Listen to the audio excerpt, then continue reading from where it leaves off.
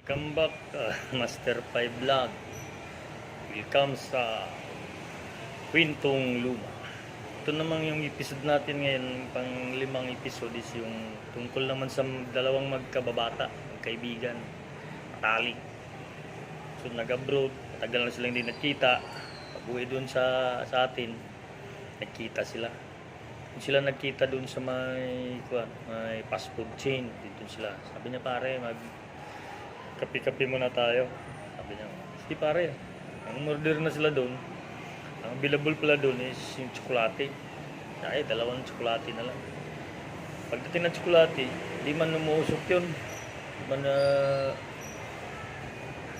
kala mo, malamig lang ba? Yung tinungga na yung sa top. Babata na yung galing abroad. Di na niya yung abroad.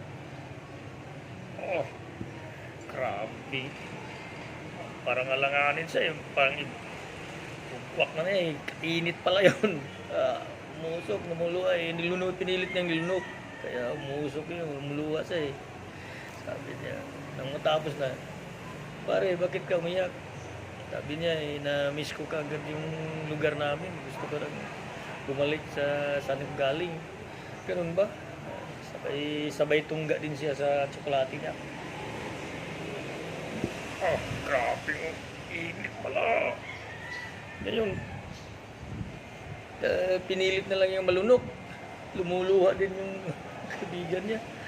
Sabi niya, pare, bakit ka umiyak din? Sabi niya, pare, naawa ako sa'yo kaya ako umiyak. Ganun ba? Sobrang init na tsokolate. Amanos na sila, grabing init pala yung tsokolate. Pag tungga mong ganyan, hindi mo usok akala mo malamig.